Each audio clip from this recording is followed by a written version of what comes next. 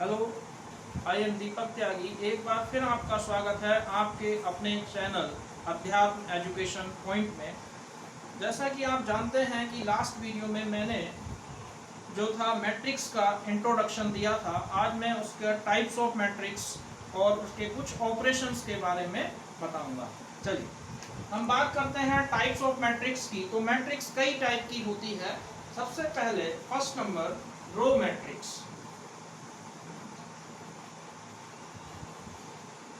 रो matrix जैसा कि नाम से ही पता चलता है कि रो मैट्रिक्स, रो यानी कि एक ऐसी मैट्रिक्स जिसमें एक सिंगल रो हो, चाहे कॉलम कितने भी हो, तो हम उस मैट्रिक्स को रो मैट्रिक्स बोलते हैं।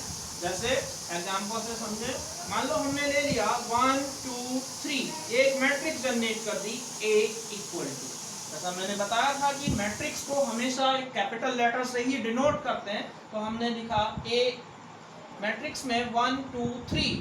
तो यहाँ पे दिख रहा है रो कितनी है 1 और कॉलम कितने हैं 3। तो इस मैट्रिक्स को क्या बोलेंगे हम, रो मैट्रिक्स। ऐसे ही एक और मैट्रिक्स ले लेते हैं B इक्वल टू, मान लो हमने लिख दिया 1 2 3 4। अब यहाँ पे रो 1 है और कॉलम कितने हो गए 4। तो ऐसी सभी मैट्रिक्स जिसमें एक सिंगल रो हो, चाहे कॉलम कितने भी हो, तो वो मैट्रिक्स क्या कहलाती है, रो मैट्रिक्स। अब सेकंड नंबर पे आती है हमारी कॉलम मैट्रिक्स। अब कॉलम मैट्रिक्स में क्या कहेंगे, जैसे कि हमने कहा कि रो मैट्रिक्स, तो बता दिया कि एक सिंगल रो है तो उसे रो मैट्रिक्स कह दिया। अब अगर कॉलम मैट्रिक्स की बात करते हैं, तो अगर किसी मैट्रिक्स में एक सिंगल कॉलम हो, चाहे उसमें रो कितनी भी हो, तब उस मैट्रिक्स को हम क्या बोलेंगे, कॉलम मैट्रिक्स। कैसे, जैसे हमारे पास 1 2 3।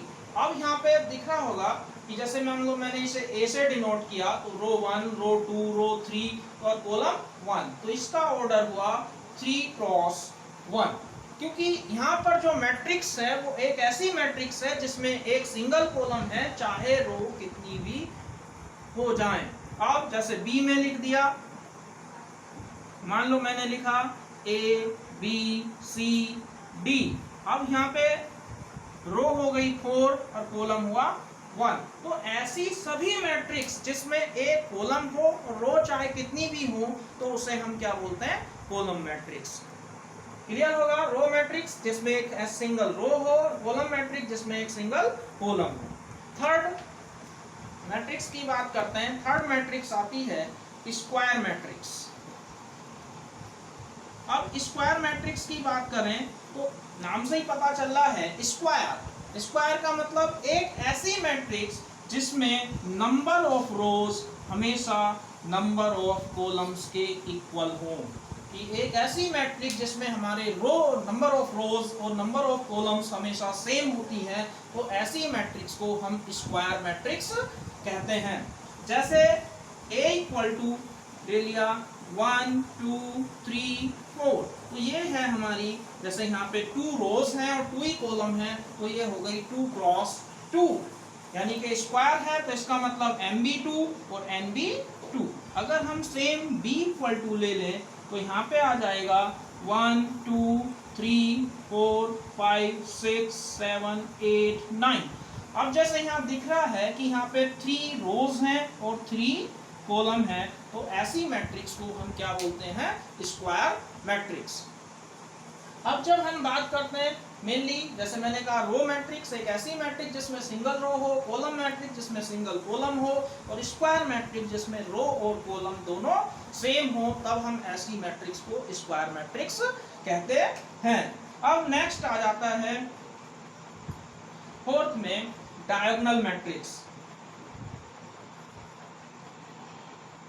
अब जब डायगोनल मैट्रिक्स की बात करते हैं, पहली तो हमारे पास यहाँ एक केस आ जाता है कि इसमें एक वर्ड आया डायगोनल, तो किसे कहेंगे कि डायगोनल एलिमेंट क्या होते हैं और डायगोनल मैट्रिक्स क्या होती है। जैसे हमने लिखा A इक्वल टू 1 2 3 4। अब डायगोनल एलिमेंट क्या होते हैं कि ऐसे एलिमेंट जिनमें रो और कॉलम दोनों की पोजीशन सेम हो तब उस एलिमेंट को हम डायगोनल एलिमेंट कहते हैं। जैसे A11 first row first column, A22 second row second column, A33 third row third column, ये डायगोनल मैट्रिक्स होते हैं। और किसी भी स्क्वायर मैट्रिक्स के अंदर अगर हम डायगोनल एलिमेंट्स को मिला दें तब उस मैट्रिक्स को क्या बोलेंगे, डायगोनल मैट्रिक्स। जैसे ये A11 है, ये डायगोनल एलिमेंट है, ये भी 4 3 है। तो ऐसी मैट्रिक्स जैसे हमारे पास ये आ गया, अगर मैं ये सब एलिमेंट कितने कर दें, इन्हें 0 0 बना दें, तो ऐसे मैट्रिक्स को हम डायगोनल मैट्रिक्स कहते हैं। कहने का मतलब ये है कि अगर डायगोनल मैट्रिक्स में क्या है कि अगर डायगोनल एलिमेंट्स के अंदर जो भी एलिमेंट हैं वो सारे 0 होंगे तो उस मैट्रिक्स को हम डायगोनल मैट्रिक्स कहेंगे। जैसे मान लो मैंने B ले लिया, तो B में क्या है कि यहाँ पे डायगोनल एलिमेंट्स मान लो मैंने ले ली, कोई मैट्रिक्स है 3 क्रॉस 3 की, तो यहाँ पे जैसे 4 0 0 0 2 0 0 0 3। जब हम बात कर रहे हैं तो यहाँ पे A11 भी एक एलिमेंट है, A22 भी एलिमेंट है, A33, तो अदर सारे एलिमेंट 0 हैं, तब इस मैट्रिक्स को हम क्या बोलेंगे, डायगोनल मैट्रिक्स। तो यहाँ तक मैंने अभी तक 4 मैट्रिक्स का जिक्र किया। पहली रो मैट्रिक्स जिसमें एक सिंगल रो हो, दूसरी कॉलम मैट्रिक्स जिसमें एक सिंगल कॉलम हो, स्क्वायर मैट्रिक्स जिसमें रो और कॉलम दोनों सेम हो, और डायगोनल मैट्रिक्स एक ऐसी मैट्रिक्स जिसमें डायगोनल एलिमेंट के अदर जो भी एलिमेंट हैं या बचे हुए जो भी एलिमेंट हैं वे अगर सारे 0 होंगे तो ऐसी मैट्रिक्स को हम डायगोनल मैट्रिक्स कहते हैं। अब नेक्स्ट, यहाँ तक सबने इसका चाहो तो स्क्रीनशॉट ले लो, फिर आगे देखते हैं।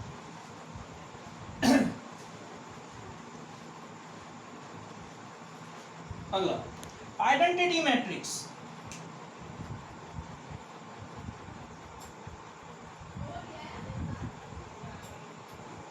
अब देखिए हम बात करते हैं आइडेंटिटी मैट्रिक्स भी एक डायगोनल मैट्रिक्स ही होती है, और इस मैट्रिक्स को हमेशा I से डिनोट करते हैं। अगर कहीं भी I लिखा हो तो उसका मतलब होता है आइडेंटिटी मैट्रिक्स।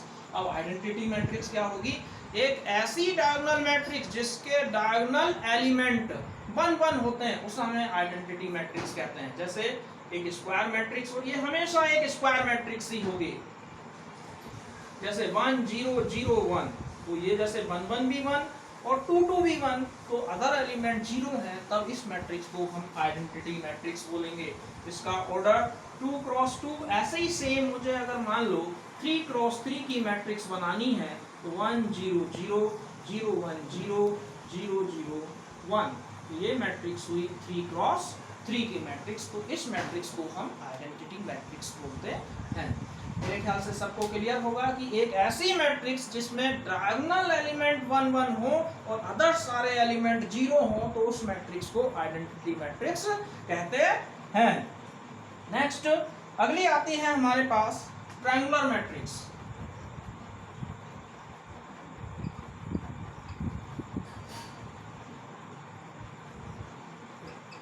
तो ट्रायंगुलर मैट्रिक्स के अंदर क्या होगा कि मेनली हमारे पास इसमें 2 टाइप के मैट्रिक्स हो सकते हैं ट्रायंगुलर मैट्रिक्स में, एक अपर ट्रायंगुलर मैट्रिक्स और एक लोअर ट्रायंगुलर मैट्रिक्स। अब जैसे हम बात करते हैं एक अपर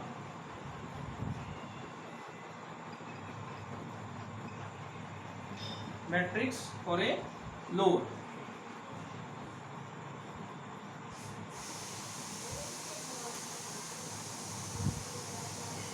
अब जब हम इनकी बात कर रहे हैं अपर ट्रायंगुलर मैट्रिक्स और लोअर ट्रायंगुलर मैट्रिक्स की, तो यहाँ पे जैसे हमारे पास अब देखिए, अब जैसे ये भी मान लो 3 क्रॉस 3 का मैट्रिक्स है और ये भी 3 क्रॉस 3 का मैट्रिक्स है। अब जैसे बात आई अपर, तो इनके डायगोनल एलिमेंट देखो 1 2 3, इसके जितने भी हमारे लोअर वाले एलिमेंट होंगे वो 0 होंगे। और ये मान लो मैंने 4 लिख दिया, 5 लिख दिया, 6 लिख दिया, तो ये जो एक मैट्रिक्स बना ये अपर साइड है, इसलिए इसे अपर ट्रायंगुलर मैट्रिक्स कहते हैं। सेम ऐसे ही अगर हम ये लिख दें 1 0 0 जी, और यहाँ पे 2 4 0 और अगला 6 5, 8। तो ये जो ट्रायंगल बनना है, क्योंकि लोअर साइड है या इसके नीचे बनना है डायगोनल मैट्रिक्स के, तब ऐसे मैट्रिक्स को लोअर ट्रायंगुलर मैट्रिक्स बोलते हैं, और अगर डायगोनल के ऊपर बन रहा है तो उसे अपर ट्रायंगुलर मैट्रिक्स बोलते हैं। तो हमारे पास जो है इतने टाइप की, जैसे मैंने कहा, row matrix, column matrix, square matrix, diagonal matrix, triangular matrix, identity matrix, मेरे ख्याल से सभी टाइप की मैट्रिक्स क्लियर होंगी। एक मैट्रिक्स का और जिक्र कर लेते हैं, जिसे हम बोलते हैं नल मैट्रिक्स या जीरो मैट्रिक्स या जीरो मैट्रिक्स। अब ये नाम से ही पता चल रहा होगा, जीरो या नल। तो जैसे हम बात कर रहे हैं कि एक ऐसी मैट्रिक्स जिसके सारे एलिमेंट जीरो हों, तब उस मैट्रिक्स को हम क्या बोलेंगे? जीरो मैट्रिक्स बोलेंगे। तो ये मेरे ख्याल से सबको टाइप ऑफ मैट्रिक्स क्लियर होगा। अब हम बात करते हैं इसके ऑपरेशन इन मैट्रिक्स की, मैट्रिक्स में कौन कौन से ऑपरेशन होते हैं। यहाँ तक सबको क्लियर है? चलिए आगे चलते हैं। अब जब ऑपरेशन ऑफ मैट्रिक्स की बात करते हैं तो सबसे पहला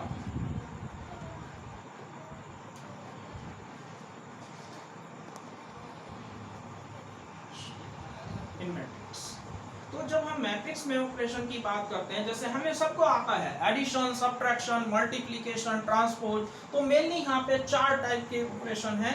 एक है एडिशन, एक सब्ट्रैक्शन, एक मल्टीप्लिकेशन और एक ट्रांसपोज। तो अभी हम मेनली 3 का जिक्र करते हैं, या जितना भी कवर हो पाता है इस वीडियो में उतना करते हैं। पहला आता है हमारा सबसे पहला एडिशन। अगर हम एडिशन की बात करें तो एडिशन में क्या क्या आएगा? मैंने कहा कि जब ऐड करना सेम है, लेकिन यहाँ पे क्या होता है, एक चीज याद रखनी होती है ऐड करने के लिए, कि मैट्रिक्स के अंदर एडिशन तभी होगा जब ऐड होने वाली दोनों या तीनों मैट्रिक्स के ऑर्डर सेम होंगे। जैसा कि मैंने यहाँ कहा कि अगर इसका ऑर्डर m इंटू n है तो इसका ऑर्डर भी m इंटू n ही होगा, और आंसर जो आएगा वो भी m क्रॉस n ही होगा। जैसे एग्जांपल लेते हैं, मान लो हमारे पास 2 मैट्रिक्स ऐड करनी है, 2, 3, 4, 5 प्लस 1, 2, 3, 8। अब मान लो मुझे एडिशन करना है, तो इसका एडिशन वेरी सिंपल है, जैसा आप करते आ रहे हैं, कोई भी कर सकता है कि अगर A11 एलिमेंट है तो वो दूसरी मैट्रिक्स के A11 से ही ऐड होगा।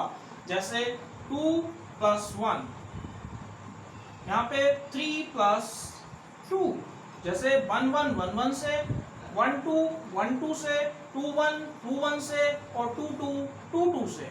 तो जैसे 4 + 3 और 5 + 8।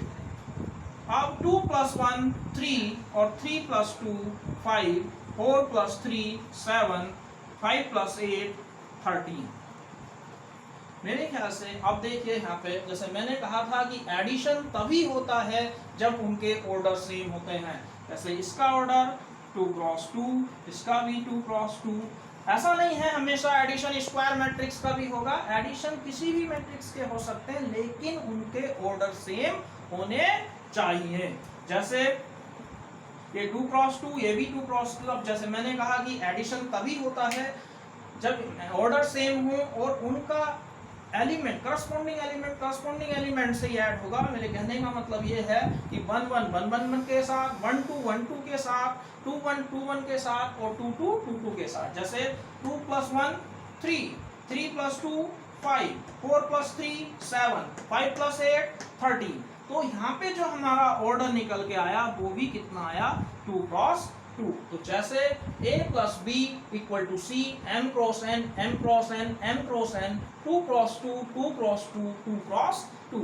अगर उनके ऑर्डर सेम नहीं है, जैसे A में मान लो हमने P ले लिया प्लस Q ले लिया, मान लो यहाँ पे है 1 2 3 4 और यहाँ पे आ जाए 1 2 3, क्या ये ऐड होंगे?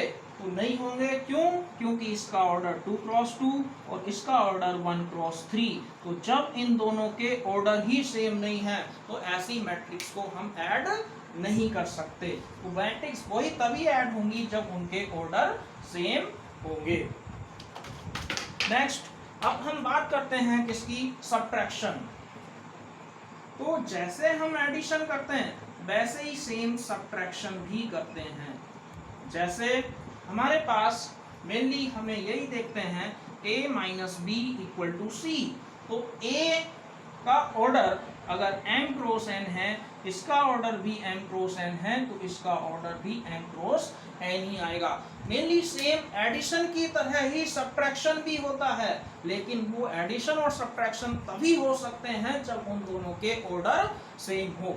मेरे ख्याल से सबको क्लियर होगा कि जैसा कि मैं कह रहा हूं, अगर इनके ऑर्डर सेम नहीं है तब तो ना सब्ट्रैक्शन होगा और ना एडिशन होगा। जैसे मान लो मैं यहाँ पे a माइनस बी लेता हूँ, तो यहाँ ले लिया 4 3 2 1 माइनस 1 3 1 0। अगर हम इसे सब्ट्रैक्ट कर रहे हैं तो सब्ट्रैक्ट में 4 माइनस 1, 4 में से 1 माइनस करते हैं तो 3, और 3 में से 3 माइनस करा 0, 2 में से 1 माइनस करा 1, और 1 में से 0 गया 1। मेरे ख्याल से क्लियर होगा। जैसे यहाँ पे a11 से माइनस करना है, a12 से माइनस करना है, a21 से माइनस करना है, और a22 से माइनस करना है। और यहाँ भी चेक करो, जब ये ऑर्डर 2 क्रॉस 2 था तो ये भी ऑर्डर 2 क्रॉस 2 है, तभी सब्ट्रैक्शन हुआ, अदरवाइज सब्ट्रैक्शन पॉसिबल नहीं था। और यहाँ जो आंसर आया वो भी 2 क्रॉस 2 के ही रूप में आया। तो इस तरीके से हमारे एडिशन और सब्ट्रैक्शन, मेरे ख्याल से सबको क्लियर होगा कि जो भी उस एलिमेंट है वो उसके करस्पॉन्डिंग एलिमेंट से ही माइनस होगा या प्लस होगा। तो इस तरीके से हम एडिशन और सब्ट्रैक्शन करते हैं। अब इसी पे मान लो हम एक क्वेश्चन और करते हैं।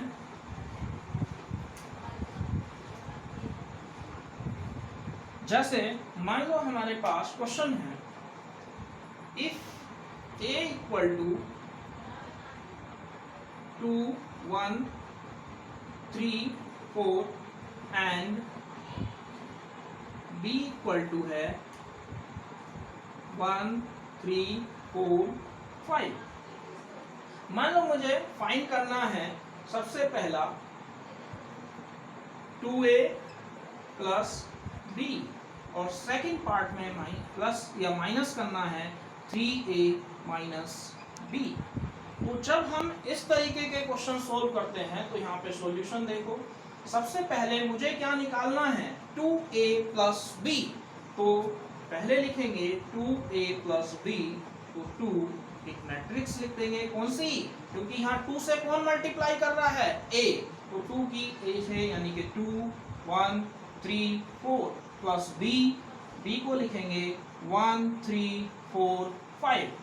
जब इसे करते हैं तो पहले क्या है कि 2 की अंदर मल्टीप्लाई होगी, और 2 की जब मल्टीप्लाई होगी तो वो हर एक एलिमेंट से होगी, इंडिविजुअल नहीं होगी। जैसे 2 2 जा 4, 2 1 जा 2, 2 3 जा 6, और 2 4 जा 8, माइनस प्लस 1 3 4 5। अब जब हम इन्हें ऐड करेंगे तो 4 और 1 5, 2 और 3 5, 6 और 4 कितना हुआ 10, और 8 और 5 कितना आ गया 13। मेरे ख्याल से क्लियर होगा कि जब हम इन चीज़ों को ऐड कर रहे हैं तो 4 plus 1 5, 2 plus 3 5, 6 plus 4 10, 8 plus 5 13। Next अगर हम दूसरी सिमिलरली ऐसे ही 3a माइनस बी निकालते हैं तो 3a माइनस बी, तो 3a 2 1 3 4, और यहाँ पे माइनस b लिख देते हैं, तो b की वैल्यू कितनी है 1 3 4 5। यहाँ जब सोल्व करेंगे 3 2 जा 6, 3 1 जा 3, 3 3 जा 9, 3 4 जा 12, माइनस 1 3 4 5। आई थिंक क्लियर है सबको कि जब 3 की 2 से करी तो 3 2 जा 6, और 3 की 1 से करी 3 1 जा 3, और 3 3 जा 9, और 3 4 जा 12। अब जब हम यहाँ 3a ले रहे हैं तो इसका मतलब है a मैट्रिक्स को 3 से मल्टीप्लाई करनी है, उसके बाद जो 3a आया उसे b से माइनस करना है। जैसे 6 माइनस 1 5 और 3 माइनस 3 0 9 माइनस 4 5 12 माइनस 5 7। क्लियर? तो जस्ट देखिए एक बार फिर, जैसे मान लो हमारे पास एक a गिवन था, b गिवन था, 2a plus b find out करना था और 3a minus b find out करना था। तो 2a प्लस b निकालने के लिए a को 2 से मल्टीप्लाई करी और फिर उसमें b ऐड कर दिया। तो 2 2 जा 4, 2 1 जा 2, 2 3 जा 6, 2 4 जा 8 और ये आ गया। फिर सेम a11 में ऐड हो गया, 4 प्लस 1 5, 2 प्लस 3 5, 6 प्लस 4 10 और 8 प्लस 5 13। सेम अगर मान लो मुझे 3a माइनस b निकालना है तो नाम से यहाँ से ही पता चल रहा है कि 3a का मतलब 3 इंटू a और माइनस b। तो यहाँ पे 3 की a से मल्टीप्लाई, 3 2 जा 6, 3 1 जा 3, 3 3 जा 9, 3 4 जा 12 और ये मैट्रिक्स अब माइनस करते हैं। 6 माइनस 1 5, 3 माइनस 3 0, 9 माइनस 4 5 और 12 माइनस 5 7। अब इसके बाद ये हुआ हमारा एडिशन और सब्ट्रैक्शन का। एक्सरसाइज 3.2 के अंदर हम एडिशन, सब्ट्रैक्शन और मैं अभी मल्टीप्लिकेशन का बेसिक कॉन्सेप्ट बता देता हूं। चलिए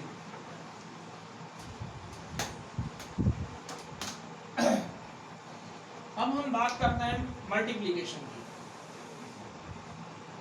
तो जब हम मल्टीप्लिकेशन करते हैं तो मल्टीप्लिकेशन में थोड़ा ध्यान देने की जरूरत है, क्योंकि मल्टीप्लिकेशन इसका और उससे थोड़ा अलग होता है।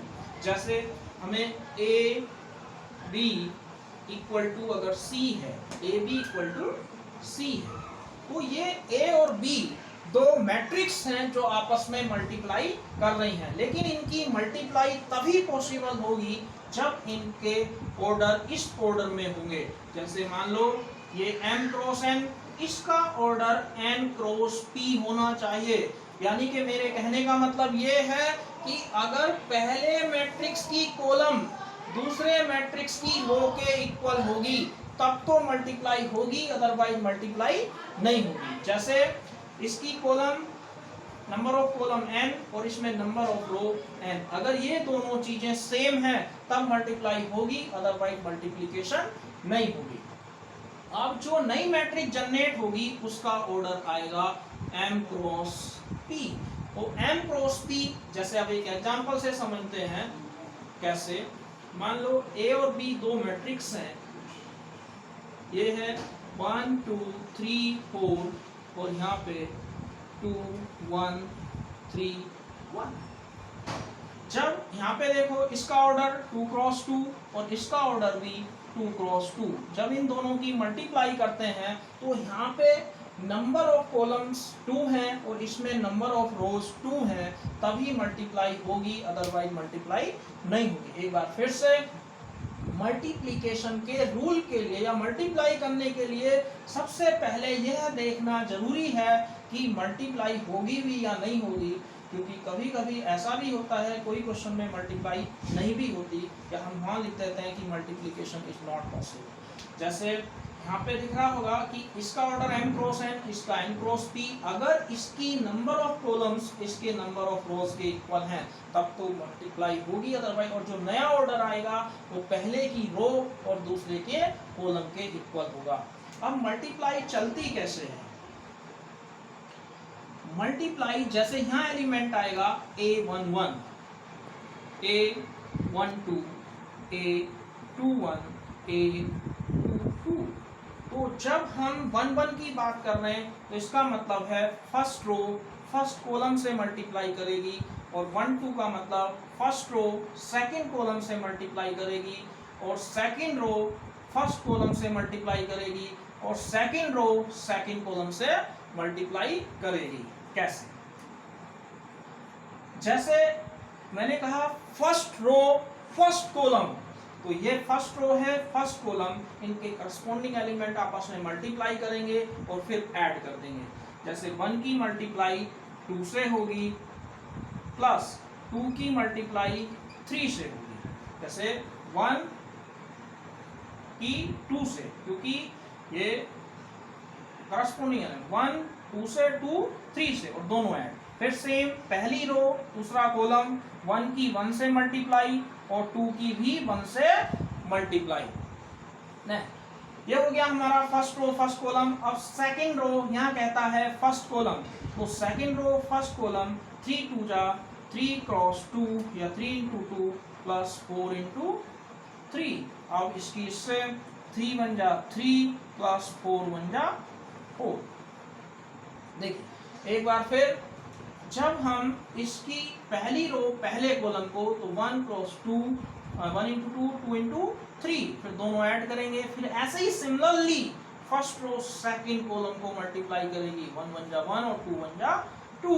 फिर ऐसे ही सेकंड रो फर्स्ट कॉलम को 3 2 जा 6 4 3 जा 12। अब सेकंड रो सेकंड कॉलम को 3 1 जा 3 4 1 जा 4। 2 प्लस 6 और 1 प्लस 2 3 2 जा 6 4 3 जा 12 3 प्लस 4 2 6 8 3 12 और 6 18 3 4 7। क्लियर है? मेनली देखो एक बार फिर से, first row first column mainly यही समझना है मल्टीप्लिकेशन में, ठीक है? कि जैसे हम 1 2 1 2 और 2 3 जा 6, फिर same first row second column second row first column second row second column, और इन्हें दोनों को फिर मल्टीप्लाई करके ऐड कर दिया। जैसे 2 प्लस 6 8 और 1 प्लस 2 3 और 6 प्लस 12 18 और 3 प्लस 4 7। अब ये है मल्टीप्लिकेशन का कॉन्सेप्ट। आगे कल अगली वीडियो में हम मल्टीप्लिकेशन के कॉन्सेप्ट के साथ दोबारा शुरू करेंगे। आज के लिए बस इतना ही, धन्यवाद।